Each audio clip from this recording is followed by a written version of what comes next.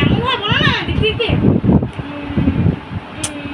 তারপর ইয়ে লেখ ভিমবার সাবান লেখ 5টা।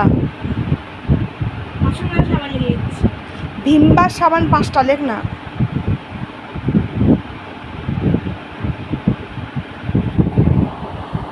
তুই এখনো বাংলায় সফেদ লিখতে পারিস না? নাই হতে পারে। কেন? তুমি পারো তো? আমি পারি। তাহলেই হবে।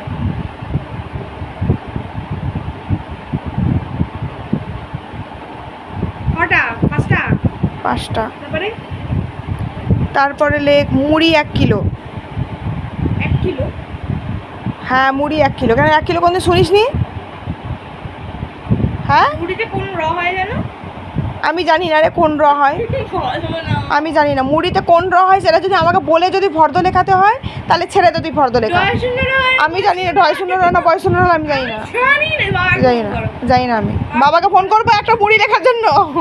হ্যাঁ মুড়ি লেখার জন্য বাবাকে ফোন করবো? আশ্চর্য ধরনের মানুষ। জিরের গুঁড়োর প্যাকেট একটা লেখ। তারপরে মুড়ি কি হয় জানি না আমি। আমি জানি না বললাম তো ঢয় শূন্য না বয় শূন্য। তুই আমি জানি না।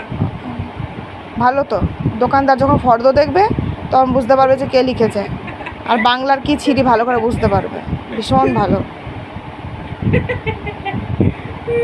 ওরম হাসবি না। আর ইয়ে লেখ তারপরে কি বলে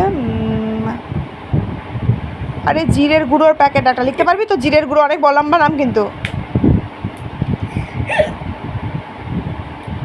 জিরের গুঁড়োর প্যাকেট একটা। জিরে চলে বিন্দু হয়। আমি